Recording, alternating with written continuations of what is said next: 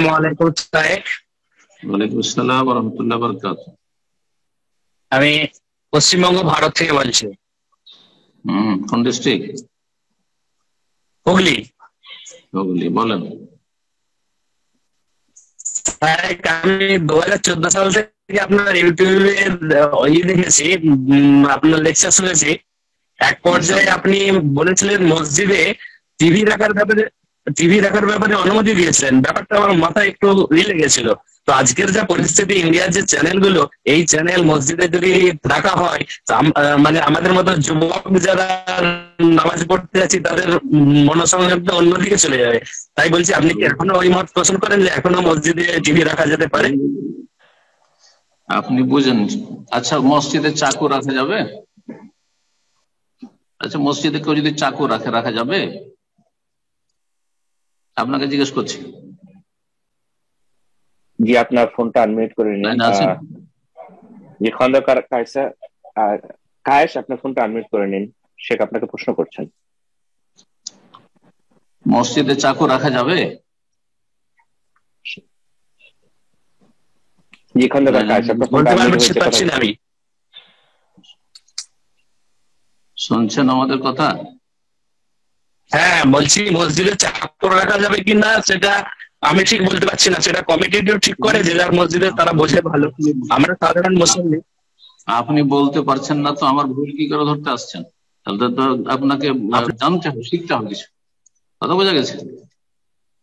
মসজিদে চাকু যদি রাখে আর কেউ যদি সেখানে কোনো কিছু কাটে, যেটা জায়েজ, মসজিদে কাটার প্রয়োজন রয়েছে।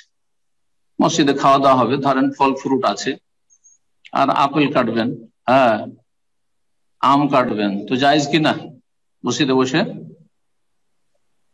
এটা বুঝেন না?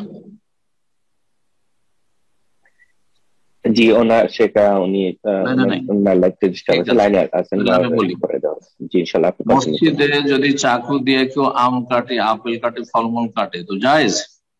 কিন্তু মসজিদে চাকু রেখে কেউ যদি এই জন্য রাখে যে কারোর সাথে শত্রুতা আছে, ওকে পেলেই মারবো, জায়েজ মসজিদে চাকু নিয়ে যাওয়া? হারাম। ঠিক কিনা বলেন? ঠিক ওই রকমই টিভি মানে টিভি চ্যানেল। কেন বুঝলেন? টিভি আর চ্যানেলে পার্থক্য বুঝেন না? এতটুকু জ্ঞান নেই? টিভি আর টিভি চ্যানেল, একটা টিভির শুধু সেটটা রাখা আছে মসজিদে, এটা ভিন্ন বিষয়। আর টিভিতে সেখানে আপনার অ্যান্টিনা বা ডিশ লাগানো আছে, আর সমস্ত চ্যানেল আসছে মসজিদের ভিতরে, যে কোনো সময় চালিয়ে দিলে সেখানে ফিল্ম আসবে, সিরিয়াল আসবে, এটা হারাম, নিঃসন্দেহে হারাম। কিন্তু একটা সেট রাখা আছে টিভির। আমার পাশের রুমে, এখানে হলে আমি যেখানে আজকে আলোচনা করছি, পাশের রুমে টিভি রাখানো আছে ইসলামী সেন্টারে, এবং মসজিদের সাথে আমার 7 তলা ইসলামী সেন্টার। এটা জায়েজ কিনা? কিন্তু কি জন্য রাখা? শুধু সেটটা লাগানো আছে, কারণ এই হল যদি ফুল হয়ে যায়, আমার হলের ক্যাপাসিটি আছে, তাহলে পাশের হলে বসতে দেবো লোকজনকে, আর সেটা টিভি চালু করে দেবো, শুধু বক্তব্যটা শুনবে। অথবা কোন সময় সেখানে সিডি লাগিয়ে অথবা ইউএসবি লাগিয়ে সেখানে বক্তব্য শোনাবো, সেই জন্য জায়েজ নয়।